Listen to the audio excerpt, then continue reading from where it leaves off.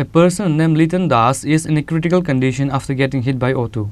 This incident took place in Melaghar area. The injured person was later taken to Agartala GB Hospital. The number of road accident cases is rapidly high in the state.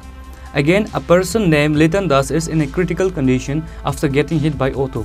Incident took place in Melaghar area.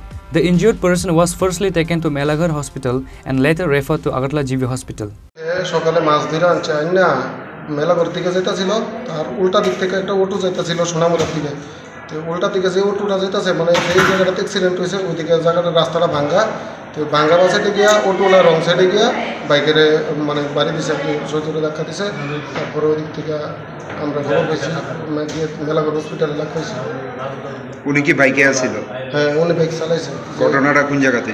ঘটনা হয়েছে গ্রামতলি, বোটতলি মেলাঘরের মাঝখানে। পরে হাসপাতালে গিয়ে নিছে। হাসপাতালে যে এর সাথে ছিল পেছনে এই দুইটা নিচে আরেকজন টমটম ড্রাইভারের সাহায্য নিয়ে। উনি কি একই আসছিল বাইকের মধ্যে? না, দুইজন আছে। আরেকজন কই? আরেকজন আছে হসপিটালে, ব্যথা হয়েছে সাধারণ আর কি। অবস্থা কীরকম? হের মানে যে বাইক চালাইছে হের অবস্থা শোচনীয়, মানে ব্রেনের মধ্যে ব্লাড জমছে। ডাক্তার যে বাইক চালাচ্ছে তার মানে হেলমেট আছে। কি নাম? এর নাম লিটন দাস। বয়স কত? বয়স 21। বাড়ি বোটতলি। এখন অবস্থায় ডাক্তার কি কইছে?